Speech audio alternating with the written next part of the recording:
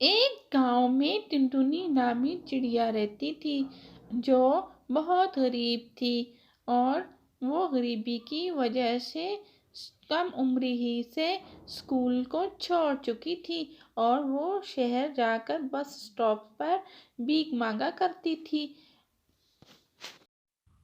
Bus stop پہ ٹنٹنی کو کچھ نہ کچھ مل جاتا تھا، اور کسی دن تو کچھ بھی نہ ملتا۔ شام کو وہ واپس اپنے گھر آتی اور صبح ہی پھر وہ بس اسٹاپ پر چلی جاتی۔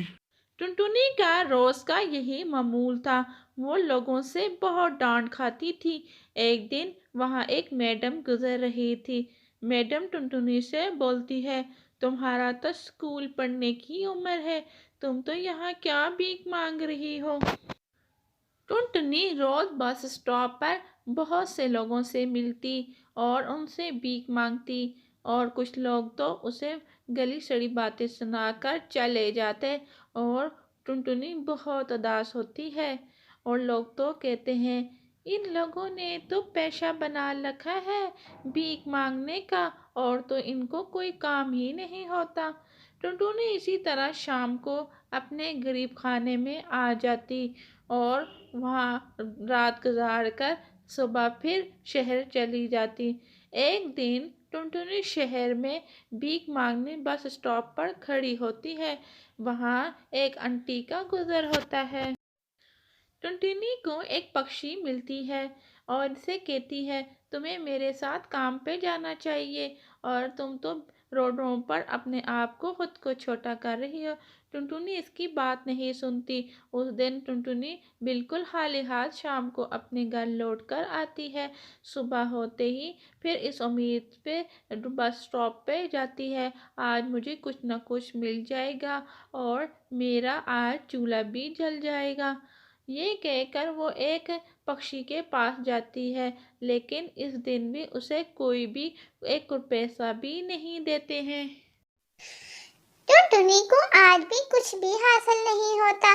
ٹنٹنی کہتی ہے، کل بھی ہم بھوکے تھے، آج کیا بھوکے ہی سوئیں گے، پلیز آج مجھے تھوڑا سا کچھ دے ہی دو۔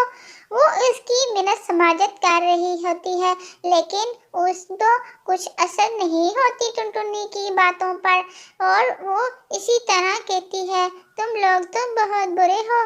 ٹنٹنی اداس بیٹھی ہوتی ہے، وہاں ایک لوسی کبوتر آ جاتا ہے اور اسے کہتا ہے، یہ لو ٹنٹنی۔ وہ تمہارا ماجرا اس کا دیکھ رہا ہوتا ہے اور کہتا ہے، یہ لو پیسے، آج تم پیٹ بھر کر کھانا کھا سکتی ہو۔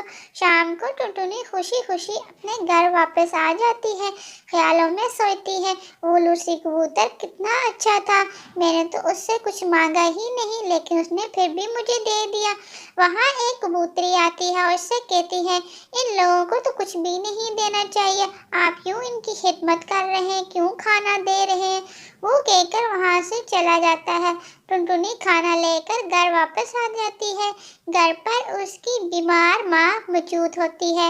ٹنٹنی اپنی بیمار ماں کے لیے ہی پورا دن وہ بھیک مانگ کر ہی گزارا کرتی ہے۔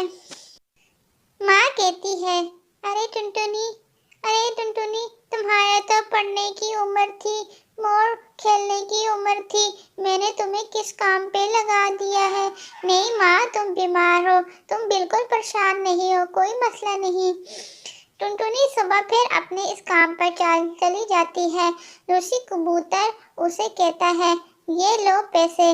روز لوسی کبوتر وہاں اس کو پیسے دینے کے لیے کھڑا ہو جاتا ہے، اور ٹنٹنی وہاں ہی سے پیسے لے کر شام سے پہلے ہی گھر واپس آ جاتی ہے اور خیالوں میں سوچتی ہے، یہ کتنا اچھا لوسی کبوتر ہے۔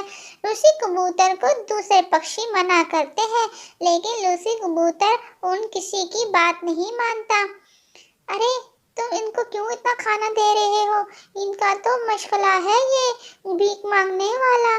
لوسی کبوتر کسی کی نہیں سنتا۔ پھر اسے ذہن میں خیال آتا ہے، ارے آج تو مجھے ٹنٹنی کا پیچھا کرنا ہی چاہیے۔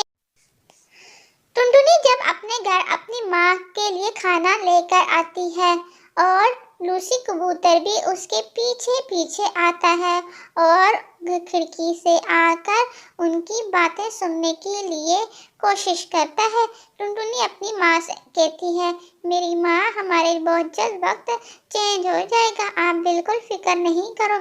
लूसी कबूतर बाहर ये सारी बातें सुन लेता है। अरे कितने जालिम लोग हैं हम, और सब कैसे कह रहे थे इन लोगों को कुछ भी नहीं देना चाहिए।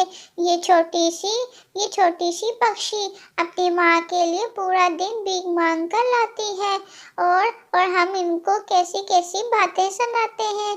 अल्लाह हमें माफ कर देना, हमसे तो बहुत बड़ा गुनाह हो गया है। लूसी कबूतर को सब्र नहीं आता, वो फौरन अंदर चला जाता है और कहता है, अरे बहन, हमें माफ कर देना, और हमारी बेटी, तुम भी हमें माफ कर देना। शहर के लोग बहुत जालिम हैं, हमें नहीं पता तुम इस गरीबी हालत में रहती हो। लोग तो वैसे ही बातें करते रहते हैं, और ये लो थोड़े से पैसे, तुम इससे अपना घर का खर्च कर सकती हो। मैं तुम्हें हर महीने इतनी ही पैसों की पोटली ला के दिया करूँगा। तुम आज के बाद शहर भीख मांगने बिल्कुल नहीं जाना। ये कहकर लूसी कबूतर वहाँ से चला जाता है। टुनटुनी और उसकी माँ बहुत खुश हो जाती है। तो हमारी इस कहानी को अगर पसंद किया है तो हमारे चैनल को ज़रूर सब्सक्राइब करें।